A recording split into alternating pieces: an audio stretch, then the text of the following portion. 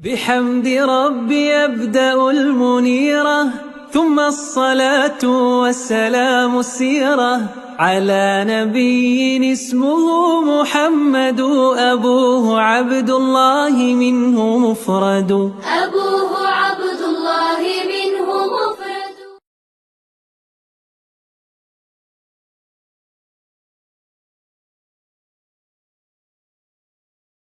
അസ്സലാമു അലൈക്കും വറഹ്മത്തുള്ളാഹി. ബിസ്മില്ലാഹിൽ അൽഹംദുലില്ലാഹി റബ്ബിൽ ആലമീൻ വസ്സലാത്തു വസ്സലാമു അലാ റസൂലില്ലാഹ്.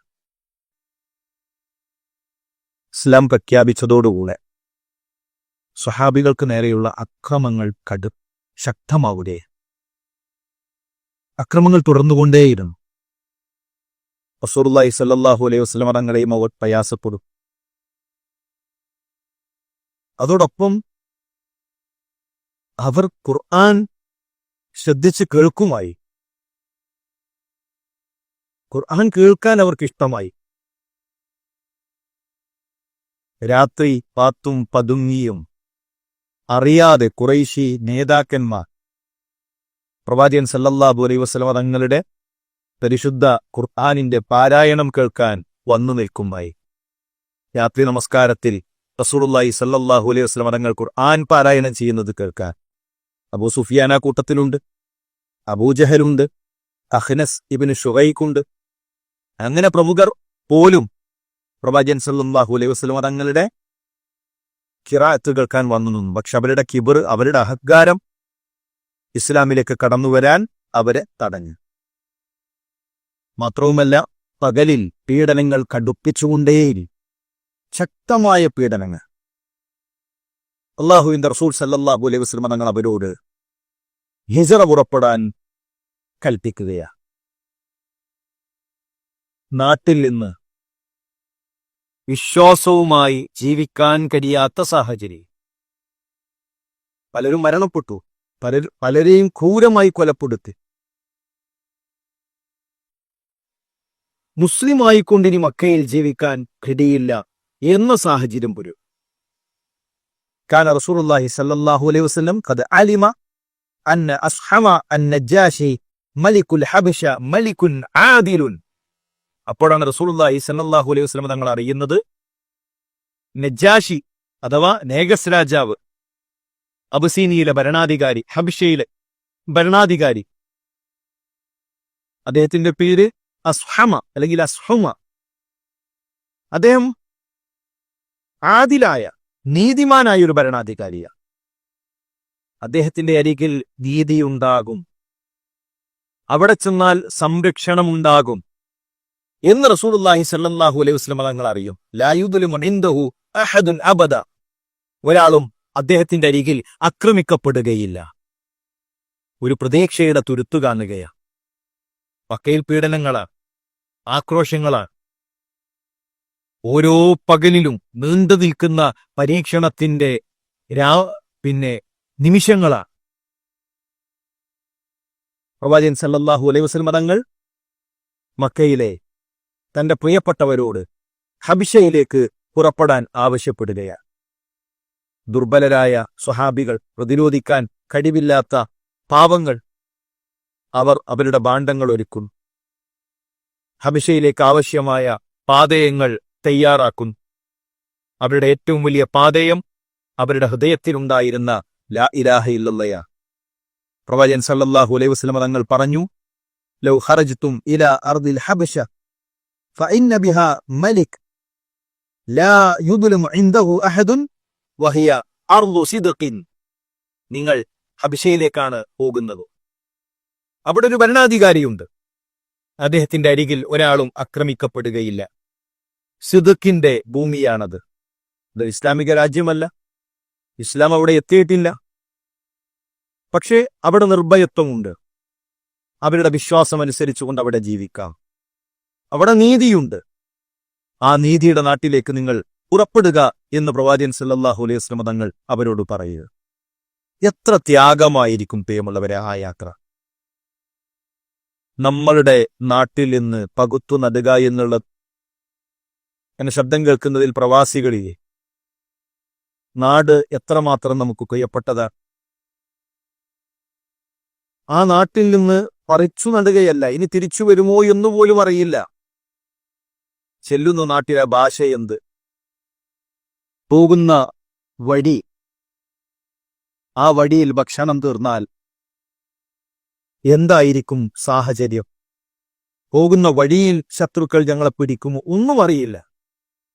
ചെല്ലുന്ന നാട്ടിന്റെ സാഹചര്യമോ ഭാഷയോ ഭരണാധികാരിയെയോ ഒന്നും അറിയാതെ ലാ ഇലാഹ ഇല്ലല്ലാഹ് എന്ന വിശ്വാസത്തിൽ ഭരമേൽപ്പിച്ചുകൊണ്ട് അള്ളാഹുവിൽ തവക്കുലാക്കി സ്വഹാബികൾ യാത്ര തിരിക്കുകയാണ്. എല്ലാം വിട്ടേച്ചുകൊണ്ടാണ് ആ യാത്ര. ജനിച്ച നാട്, പ്രിയപ്പെട്ട മണ്ണ്, കെട്ടിയുണ്ടാക്കിയ അവരുടെ സ്വപ്നമായിരുന്ന വീട്, അവരുടെ കുടുംബം, അവരുടെ പ്രിയപ്പെട്ടവർ, എല്ലാം ഒരുപാട് സ്വപ്നങ്ങൾ, ഒരുപാട് പ്രതീക്ഷകൾ, അവരുടെ കച്ചവടം, സമ്പാദ്യ മാർഗങ്ങൾ, ഇതെല്ലാം മക്കയിൽ വിട്ടുകൊണ്ട് ഇതിനേക്കാളെല്ലാം വലുത് ഞങ്ങൾക്ക് ദീനാണ് എന്ന പ്രഖ്യാപനമാണ് ഹിജറ. ഹിജറ പ്രഖ്യാപനമാണ്. ഞങ്ങളുടെ നാടിനേക്കാൾ പ്രിയപ്പെട്ടത് ദീനാണ്, ഞങ്ങളുടെ സമ്പത്തിനേക്കാൾ പ്രിയപ്പെട്ടത് ദീനാണ്, ഞങ്ങളുടെ കുടുംബത്തേക്കാൾ പ്രിയപ്പെട്ടത് ദീനാണ്. ഈ ദുനിയാവിൽ ഞങ്ങൾക്ക് വേണ്ടത് ലാ ഇലാഹ ഇല്ലല്ലാഹ് എന്ന ആദർശത്തിൽ ജീവിക്കാനുള്ള മനസ്സാണ്, സാഹചര്യമാണ് എന്നതാണ്.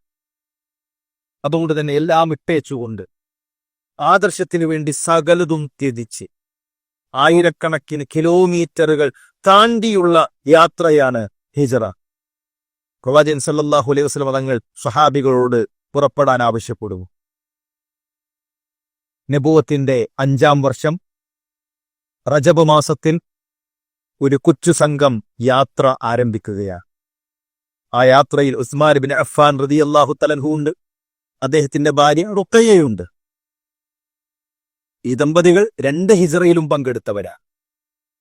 അബൂ ഹുദൈഫ ഇബ്നു ഉത്ബ, അദ്ദേഹത്തിന്റെ ഭാര്യ സഹ്ല ബിൻതു സുഹൈൽ, സുബൈർ ഇബ്നുൽ അവ്വാം ഉണ്ട്, മുസ്അബ് ഇബ്നു ഉമൈർ ഉണ്ട്, അബ്ദുറഹ്മാൻ ഇബ്നു ഔഫ് ഉണ്ട്. നോക്കൂ, എത്ര സമ്പത്ത് മക്കയിൽ വിട്ടുകൊണ്ടായിരിക്കും അബ്ദുറഹ്മാൻ ഇബ്നു ഔഫിന്റെ യാത്ര.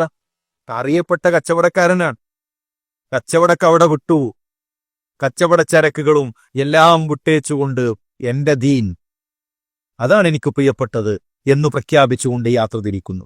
അബൂ സലമ, അദ്ദേഹത്തിന്റെ ഭാര്യ ഉമ്മു സലമയുണ്ട്, ഉസ്മാൻ ഇബ്നു മദ്ഊൻ, ആമിർ ഇബ്നു റബീഅ, അദ്ദേഹത്തിന്റെ ഭാര്യ ലൈല ബിൻത് അബി ഹസ്മ, അതുപോലെ തന്നെ അബൂ സബ്ര, സുഹൈൽ ഇബ്നു ബൈദ, അബൂ ഹാത്തിബ് ഇബ്നു അംർ. അങ്ങനെ ഒരു കൊച്ചു സംഘം, 15-16 വരുന്ന ഒരു ചെറിയ സംഘം, അവരാണ് യാത്ര തിരിക്കുന്നത്. 4 സ്ത്രീകൾ ആ കൂട്ടത്തിലുണ്ട്. അതിൽ ചില ആളുകൾ ഹബിഷയിലെത്തി. അവർക്ക് പിന്നീട് അവിടെ സന്താനങ്ങൾ ഉണ്ടായിട്ടുണ്ട്. മഹാനായ അബൂ ഹുദൈഫ, അദ്ദേഹത്തിന് മുഹമ്മദ് എന്നൊരു കുട്ടി ഹബിഷയിൽ ജനിച്ചു. അബൂ സലമക്ക് സൈനബ് എന്നൊരു പെൺകുട്ടി ഹബിഷയിൽ ജനിച്ചു. ഈ സംഘം മദീനയിൽ നിന്ന് പുറപ്പെടുന്നു, മക്കയിൽ നിന്ന് പുറപ്പെടുന്നു. രഹസ്യമായിട്ടാണ് യാത്ര. അറിഞ്ഞാൽ ആക്രമിക്കപ്പെടും, അറിഞ്ഞാൽ കൂടുതൽ സങ്കീർണമാകും. രഹസ്യമായി യാത്ര ചെയ്യണം, അതാണ് കൽപ്പന. കടൽ മാർഗമാണ് യാത്ര. കച്ചവടത്തിനുള്ള 2 കപ്പലുകൾ മക്കയിലേക്കെത്തുന്നു.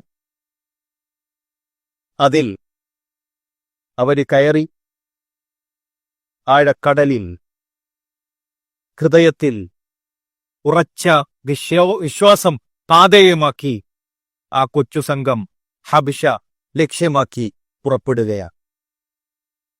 അവർ പ്രഖ്യാപിച്ചു, ഞങ്ങളുടെ ജീവിതത്തിൽ ഏറ്റവും പ്രിയപ്പെട്ടത് ഞങ്ങൾക്ക് ലാ ഇലാഹ ഇല്ലല്ലാഹയാണ് എന്ന്.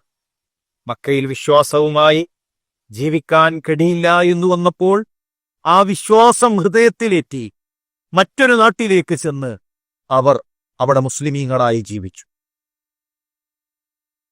മുഴുവൻ സ്വഹാബികളും ആ സമയത്ത് 1ാമത്തെ ഹബിഷയിലേക്കുള്ള യാത്രയിൽ പങ്കാളിയായിട്ടില്ല. റസൂലുള്ളാഹി സ്വല്ലല്ലാഹു അലൈഹി വസല്ലം തങ്ങൾ മക്കയിൽ തന്നെയുണ്ട്. മറ്റു സഹാബികളും റസൂലുള്ളാഹി സ്വല്ലല്ലാഹു അലൈഹി വസല്ലം തങ്ങളുടെ കൂടെ മക്കയിൽ തന്നെ കഴിഞ്ഞു. ചരിത്രം നമ്മളോട് കഥയോതുകയാണ്. നമ്മളുടെ മുൻഗാമികളുടെ ത്യാഗത്തിന്റെ, സഹനത്തിന്റെ, അവർ ഇസ്ലാമിനു വേണ്ടി ജീവിതം മാറ്റിവച്ചതിന്റെ വലിയ ഏടുകൾ. പ്രിയമുള്ളവരെ, ചരിത്രം കേട്ടുപോകാനല്ല, ചരിത്രം ആവർത്തിക്കണം, ചരിത്രം സൃഷ്ടിക്കണം. ഈ ചരിത്രങ്ങളിൽ നിന്ന് പാഠം ഉൾക്കൊണ്ടുകൊണ്ട് ഇസ്ലാം എന്ന ആദർശത്തെ നമ്മുടെ സമൂഹത്തിന് കൈമാറാൻ തൗഹീദ് അറിയാത്ത മനുഷ്യർ ഇന്നും ഒരുപാട് നമ്മുടെ ചുറ്റുപാടുകളിലുണ്ട്. അവർക്ക് ആ വെളിച്ചം കൈമാറാൻ ആ പ്രബോധന പ്രവർത്തനങ്ങളിൽ നമ്മളും പങ്കാളികളാകണം. നമ്മുടെ മുൻഗാമികളുടെ ചരിത്രങ്ങൾ അതാണ് നമുക്ക് കൈമാറുന്നത്. പ്രവാചകൻ സല്ലല്ലാഹു അലൈഹി വസല്ലം തങ്ങളുടെ ജീവിതത്തിലെ ഓരോ നിമിഷങ്ങളും അത്ഭുതമാണ്. ഓരോ നിമിഷങ്ങളും നമുക്ക് പഠിക്കാനാണ്, പകർത്താനാണ്. ആ ഓരോ നിമിഷങ്ങളും ഉപ്പിയെടുത്ത് നമ്മളുടെ മുൻഗാമികൾ നമുക്ക് കൈമാറിയെങ്കിൽ ആ ചരിത്രം അറിയാത്ത മനുഷ്യരിലേക്ക് നമ്മൾ കൈമാറുക. ആമുഖത്തിൽ ഞാൻ സൂചിപ്പിച്ചതുപോലെ അറിഞ്ഞുകഴിഞ്ഞാൽ ഏതൊരു മനുഷ്യനും സ്നേഹിക്കാതിരിക്കാൻ, അടുക്കാതിരിക്കാൻ കഴിയുകയില്ല. അതുകൊണ്ട് പ്രിയമുള്ളവരെ, ഈ ചരിത്രം ഇൻഷാ അല്ലാഹ് നമുക്ക് തുടരണം. തുടർന്നു വരുന്ന റമദാനുകളിൽ ഈ ചരിത്രത്തിന്റെ ബാക്കി ഭാഗങ്ങൾ, ഒന്നാം ഹിജ്റയ്ക്ക് ശേഷമുള്ള ചരിത്രത്തിന്റെ തുടർന്നുള്ള അധ്യായങ്ങൾ, മദീനയിലെ ജീവിതം, അങ്ങനെ പ്രവാചകൻ സല്ലല്ലാഹു അലൈഹി വസല്ലം തങ്ങളുടെ ജീവചരിത്രം അത് വിശദമായി കൊണ്ട് പഠിച്ച് നമുക്ക് മുന്നോട്ടു പോകേണ്ടതുണ്ട്. അള്ളാഹു സഹായിക്കട്ടെ. നമ്മളുടെ വിശ്വാസങ്ങൾക്ക് സ്ഥൈര്യം പകരുന്നതാണ് ചരിത്രം. നമ്മുടെ ഹൃദയങ്ങളിൽ ഈമാൻ നിറക്കുന്നതാണ് ചരിത്രം. അതുകൊണ്ട് തന്നെ ഈ പഠനം ഇവിടെ അവസാനിപ്പിക്കരുത്. ചരിത്ര പഠനം നാം തുടരുക. ഇൻഷാ അല്ലാഹ്, അള്ളാഹു സഹായിക്കുകയാണെങ്കിൽ അടുത്ത റമദാനിൽ തുടർന്ന് നമുക്ക് ഈ ചരിത്രഭാഗത്തിന്റെ മറ്റു വിഷയങ്ങൾ പഠിക്കാം. പ്രാർത്ഥനകളോടുകൂടെ ഇനിയുള്ള റമദാനിലെ പുണ്യ ദിവസങ്ങളെ നാം ഉപയോഗപ്പെടുത്തുക. റമദാനിലെ ഓരോ നിമിഷങ്ങളും നിധികളാണ്. അവസാനത്തെ 10 ഓരോ സമയങ്ങളും അത് നമുക്ക് ഉപയോഗപ്പെടുത്താൻ സാധിക്കണം. അതിനൊരു ക്രമീകരണമുണ്ടാക്കി ഇബാദത്തുകളിൽ മത്സരിക്കുക. സ്വർഗം, ആ സ്വർഗത്തിനു വേണ്ടി അള്ളാഹുവിനോട് ചോദിച്ച് സ്വർഗത്തിനു വേണ്ടി മത്സരിക്കാനുള്ള മനസ്സ് നമുക്കുണ്ടാകണം. അള്ളാഹു സ്വർഗം നൽകി അനുഗ്രഹിക്കട്ടെ. അവന്റെ ജന്നാത്തുൽ ഫിർദൗസിൽ ഒരുമിച്ച് ചേരാനുള്ള തൗഫീക്ക് നൽകി അനുഗ്രഹിക്കട്ടെ. ഇത്തരം ഒരു നന്മയുടെ പിന്നിൽ ഒരുപാട് നമ്മളുടെ പ്രവർത്തകന്മാർ, വിദ്യാർത്ഥി സുഹൃത്തുക്കൾ ത്യാഗം ചെയ്തിട്ടുണ്ട്. ഒന്നും അവരാഗ്രഹിച്ചിട്ടില്ല, അവരാഗ്രഹിക്കുന്നുമില്ല. അള്ളാഹുവിന്റെ സ്വർഗമാണ് അവർ കൊതിക്കുന്നത്. ആരും ഈ വീഡിയോയുടെ മുന്നിൽ വരികയോ അല്ലെങ്കിൽ അവരുടെ പേരുകൾ എഴുതി കാണിക്കുകയോ ഒന്നും ചെയ്തിട്ടില്ല. നിങ്ങളുടെ ആത്മാർത്ഥമായ പ്രാർത്ഥനകൾ അവർക്ക് വേണ്ടി ഉണ്ടാകണം. ഇത്തരം നന്മയുടെ പിന്നിൽ പ്രവർത്തിച്ച മുഴുവൻ ആളുകൾക്കും അള്ളാഹു വലിയ പ്രതിഫലം നൽകി അനുഗ്രഹിക്കട്ടെ. നമുക്ക് ഇഖ്ലാസ് പ്രദാനം ചെയ്യട്ടെ. ഒരുപാട് പണ്ഡിതന്മാർ നമ്മളിൽ നിന്ന് മരണപ്പെട്ടുപോയി. അള്ളാഹു മഗ്ഫിറത്തും മർഹമത്തും നൽകി അനുഗ്രഹിക്കട്ടെ. പലരുടെയും മാതാപിതാക്കൾ മരണപ്പെട്ടു പോയിട്ടുണ്ട്. അള്ളാഹു നമ്മുടെ മാതാപിതാക്കൾക്ക് സ്വർഗം നൽകി അനുഗ്രഹിക്കുമാറാകട്ടെ. റമളാൻ ഉപയോഗപ്പെടുത്താനുള്ള തൗഫീഖ് അള്ളാഹു നമുക്ക് നൽകി അനുഗ്രഹിക്കട്ടെ. റബ്ബന തഖബ്ബൽ മിന്ന ഇന്നക അൻത സമീഉൽ അലീം വതുബ് അലൈന ഇന്നക അൻത തവ്വാബുർ റഹീം. അസ്സലാമു അലൈക്കും വറഹ്മത്തുള്ളാഹി വബറകാതുഹു.